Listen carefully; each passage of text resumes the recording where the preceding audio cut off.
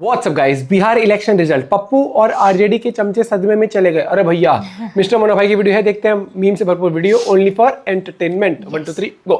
मैं फिर जिंदगी में कभी चुनाव तो नहीं लड़ूंगा क्योंकि मैं चीज बदलने बड़ा स्टेटमेंट दे रहा हूँ। बिल्कुल बोल रहा हूँ मैं। ये बहुत बड़ा स्टेटमेंट दे रहा बहुत बड़ा स्टेटमेंट मैं बोल रहा हूँ आपको कि मेरे कहने का मतलब कि अगर बदलाव आपके खुद के अंदर नहीं होगी सर, तो मैं कहाँ से बदल पाऊंगा। मैंने प्रयास तो की ना छपरा के लिए, नहीं हुआ, कोई बात नहीं। ऐसे कैसे बीबी के भाईजान एक ही बार में सलवार खोल दिया। अरे अभी तो और जलील होना बाकी है। पप्पू को ही देख लो अपने, वो बार बार जलील होते हैं, उनको सामने से पता होता है कि लंका लगने वाली है, कितने 96 चुनाव है, पता नहीं कितने नहीं मानते हैं। वो चमचों को खुश करने के लिए बार बार वही काम करते हैं। और तुम एक ही बार में हथियार डाल दिए तो कैसे बनोगे अपने बीबी के भाईजान। और मतलब कि राजनीति अलग होनी चाहिए, मेरा हमेशा सोच यही है। और गुरु जी मेरे को सारा समझा रहे थे उसके बारे में। और मैं चाहता हूं कि बस राजनीति और धर्म अलग हो। असली स्टार प्रचारक तो अब एक्टिव हुए हैं रिजल्ट के बाद।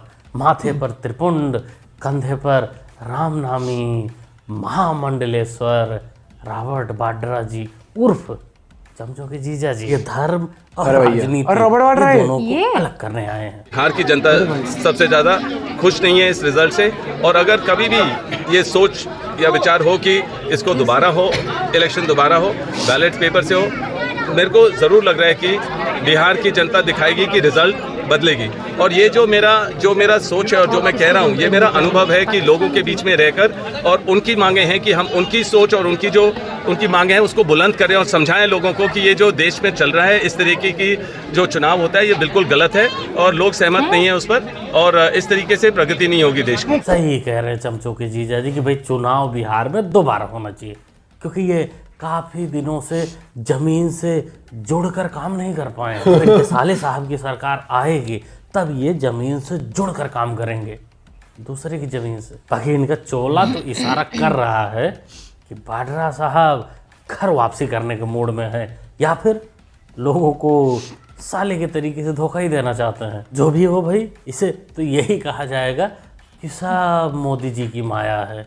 कुछ भी करवा सकते हैं किसी से भी। मैं बिहार का चुनाव जल्द से जल्द दोबारा कराऊंगा। ये सारे चुनाव रद्द होंगे। एक बार सिर्फ हमारी बात मान लें, मेरा साथ दें।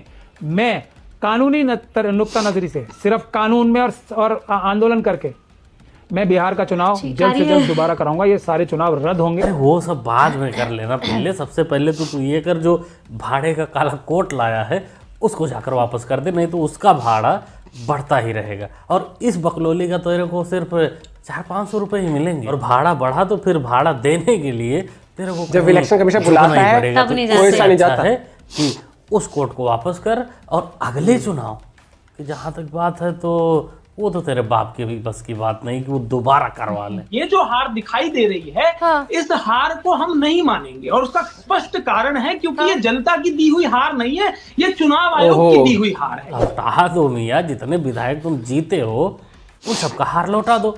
अगर हार नहीं पसंद है तो क्वालिटी अच्छी नहीं तो लौटा दो। ऐसे तुम काहे को लौटाओगे?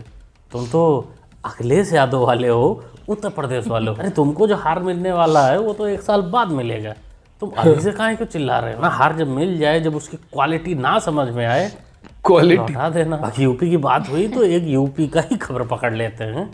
चड्ढी स्पेशलिस्ट, भैंस स्पेशलिस्ट आजम मियाँ दोबारा 7 साल के लिए कुत्ते वाला खाना खाने के लिए निकल चुके हैं। कुछ कहना चाहेंगे? कुछ नहीं, क्या कहना है? अदालत का फैसला है।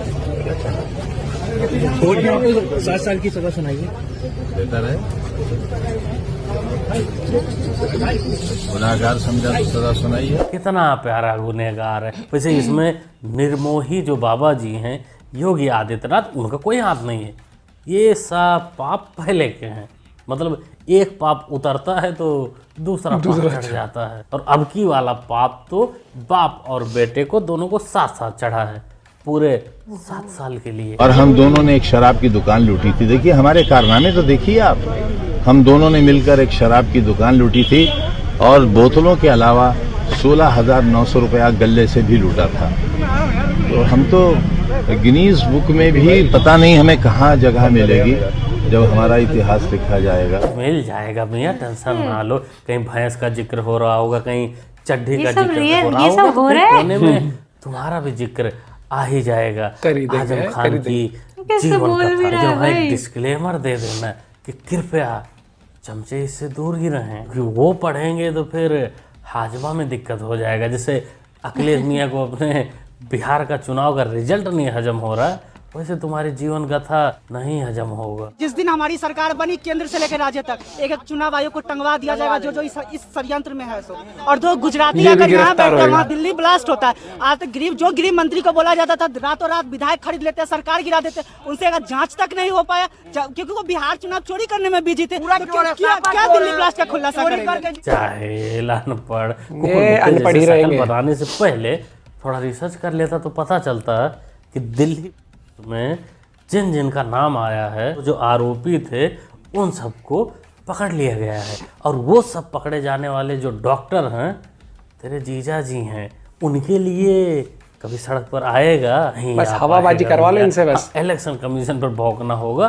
तो वो आराम से भौंक सकता है। 2 शब्द राहुल गांधी पे कहना चाहते हैं। राहुल गांधी ने आरोप नहीं सबूतों के साथ वोट चोरी का कच्चा चिट्ठा इस देश के सामने खोलकर रख दिया है। राहुल गांधी ने सबूतों के साथ नरेंद्र मोदी और चुनाव आयोग की मिलीभगत को उजागर किया है। तो राहुल गांधी पर एकदम से आक्रामक कौन है, हमलावर कौन है? राहुल गांधी को इस हार का दोषी कौन ठहरा रहा है? महागठबंधन के खराब प्रदर्शन का ठीकरा कौन उनके सिर पर फोड़ रहा है? तुम लोग जानो चले भी भाई, हमें तो नहीं लगता कि कोई बीजेपी वाला इसका जिम्मेदार पप्पू को ठहराएगा, क्योंकि पप्पू जी तो ऑफिशियली बीजेपी के लिए एक बूस्टर डोज है। इसलिए तो लोग कहते हैं कि जब तक पप्पू जी जिंदा है तब तक बीजेपी का हिलाने वाला कोई पैदा नहीं हुआ। जब तक पप्पू है तब तक बीजेपी तो पक्का ही है। बाद में देखा जाएगा कि कौन आएगा। बाकी जहाँ तक तुम्हारे पप्पू जी के सबूत की बात है, वीडियो की बात है, वोट चोरी की बात है, तो सुप्रीम कोर्ट चली जाओ ना। लेकिन गड़बड़ है, वहां नहीं जाना है। कोर्ट क्यों नहीं जा रहे हैं? कोर्ट जा तो सकते हैं। मैं बताती हूँ क्यों नहीं जा रहे। ये सवाल बहुत पूछा जाता है, आप कोर्ट, हम क्यों कोर्ट जाएं? मैं इसलिए पूछना चाहती हूँ, ये लोकतंत्र है, 140-144 करोड़ लोगों का देश है। ये हम सबसे बड़ी अदालत में खड़े हैं, जनता की अदालत में, क्योंकि जनता ही ये बार बार कह रही थी कि वोट के साथ गलत हो रहा है। हम लोग ये बात नहीं उठा रहे थे। जब हमने जनता की अदालत में जाकर ये बात सुनी, हम जनता की अदालत में सच लेकर खड़े हैं।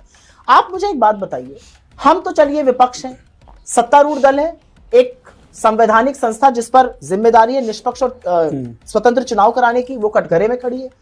सत्ता दल के पास सारे संसाधन हैं, सारी संस्थाएं हैं, पूरा पावर है, सारे स्वेच्छा से जा सकते हैं, वो चले जाएं।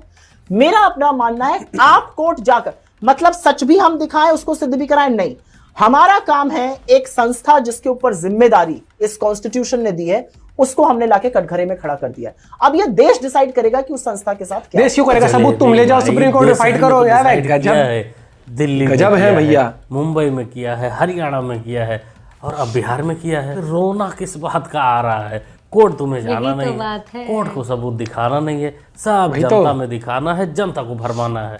जनता चालान काट दिया करेगी फिर, है नहीं भरमी तो सारी गलती इलेक्शन कमीशन की। तुम लोग जिसे टोपी पहनाना चाहते हो, असल में वो अब टोपी नहीं पहनता है, नहीं पहनता, जागरूक और समझदार हो चुका है। चुनावी हार के बाद राहुल गांधी को कोसना एक फैशन हो गया है। प्रतिपक्षियों का भी, भारतीय जनता पार्टी के इकोसिस्टम का भी, भारतीय जनता पार्टी के समर्थक गोदी मीडिया का भी, लंपट और लटपट मीडिया का भी, और तमाम सोशल मीडिया प्लेटफॉर्म्स पर विभिन्न लोगों का भी एक फैशन हो गया। बताओ, सब एक के पीछे पड़ गए हैं, क्या तरीका है? बिहार के चुनाव में श्री राहुल गांधी जी ने जितनी मेहनत की उतनी किसी केंद्रीय स्तर के नेता ने नहीं करी। नरेंद्र मोदी ने कुल जमा पूंजी 15-20 रैलियां करी, राहुल गांधी तो 15 दिन लगातार बिहार में कैंपेन कर रहे थे। थोड़ा और रोकना था पप्पू जी को, 15 नहीं, अगर वो 20 दिन हो जाता ना तो काम बन जाता है। जो तुम्हारी 5 सीटें आई हैं वो भी बीजेपी में चली जाती, क्योंकि भाई मेहनत पप्पू जी 15 दिन में पूरा कर दिए थे कि 100% मेजोरिटी के साथ एनडीए बना लेगा सरकार। असल में तुम लोगों को जमीनी अफसर से कोई लेना देना नहीं होता है। चुनाव बिहार का हो गया, रिजल्ट आने से पहले पप्पू गायब हो गया। जो रोज सबूत खेलते हैं कि ये वोट चोरी हुई है, वो चोरी हुई है, वो आएंगे 3 महीने बाद फिर से वापस कि वोट चोरी हो गई, वोट चोरी हो गई, हम सबूत दिखा रहे हैं जनता में। बाकी अभी वो कुछ नहीं करेंगे, न कोर्ट जाएंगे न कुछ करेंगे। मैं ये कह रहा हूं कि मैंने इशारा कर दिया था और मेरी तरह जो आंख नाक कान खोल करके बिहार गया होगा, एक भी ऐसा व्यक्ति नहीं है जिसे ये न लगा हो कि बिना किसी दुविधा के, बिना किसी संकोच के, बिना किसी लड़ाई के एनडीए सत्ता में वापसी करता हुआ दिख रहा है, बहुत ही आसानी के साथ। तुम्हारा इशारा ही तो नहीं समझते थे ये लोग, इशारा नहीं समझते। इनको माइक लगाकर अनाउंस करना था कि एनडीए सरकार बिहार में बना रही है, तब इन लोगों के कानों तक पहुंचता।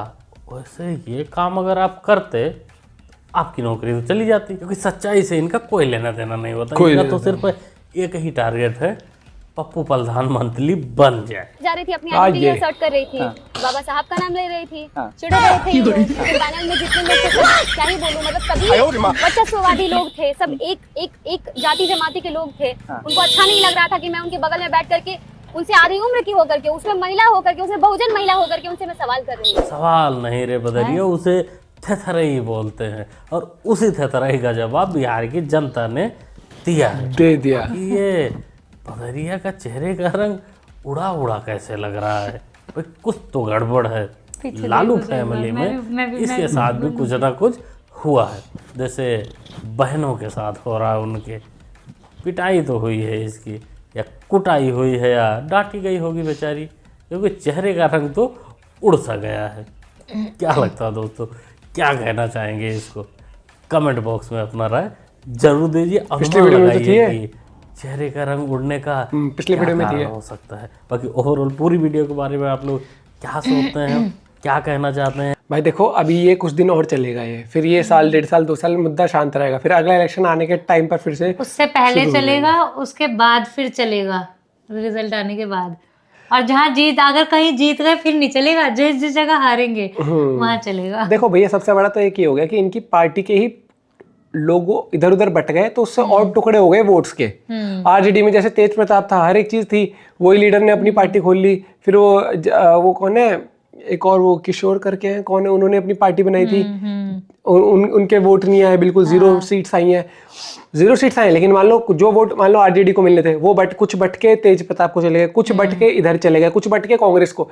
इंडिया अलायंस में भी यही हुआ था कि कई जगह पर ये जहां इनको मिलके कैंडिडेट खड़ा करना था, कई जगह अड़ गए हैं, अपना कैंडिडेट खड़ा कर दिया। मान लो आम आदमी ने भी उसी सीट पे लड़वा दिया, और मान लो उसने कांग्रेस ने भी लड़वा दिया, तो उससे क्या हुआ, मान लो, और बीजेपी भी थी, तो बीजेपी को मान लो 50,000 वोट आए, उनको दोनों को मिला के मान लो 60,000 वोट आए होंगे, लेकिन वो 1 के 40, 1 के 20 के चक्कर में उनकी लुटिया डूब गई वहां पर उस तरीके से। तो इनके सीट वाइज भी बहुत दिक्कत हो जाती है कई बार। और ये मुझे लगता है कि इनको ना एक दोबारा से सोचना चाहिए कि आप अगर अलायंस के तरीके से काम करना है तो फिर तगड़ा ही अलायंस करना चाहिए, इतनी निष्पक्ष सोच रख के कि भाई ये सीट है, यहाँ पर ज्यादा कैंडिडेट होने चाहिए, वरना वोट बट जाएंगे, और वो बटते हैं तो फिर इनके साथ ऐसा हो जाता है। आप अपना पॉइंट ऑफ व्यू शेयर कर सकते हो। देखो भाई, बीजेपी ने और उसने बहुत अच्छा किया है, जेडीयू है ना, if I am not wrong, Nitish की, मतलब मुझे लगता है कि ये जो एनडीए है ना, ये बहुत तरीके से अपनी कैंपेन करते हैं, लॉजिकली, और प्लस एक गवर्नमेंट अगर अच्छा काम कर रही हो ना तो उसको हिलाना थोड़ा डिफिकल्ट हो जाता है, ये चीज़ भी। आप अपना पॉइंट ऑफ व्यू शेयर कर सकते हो। Bye bye, take care.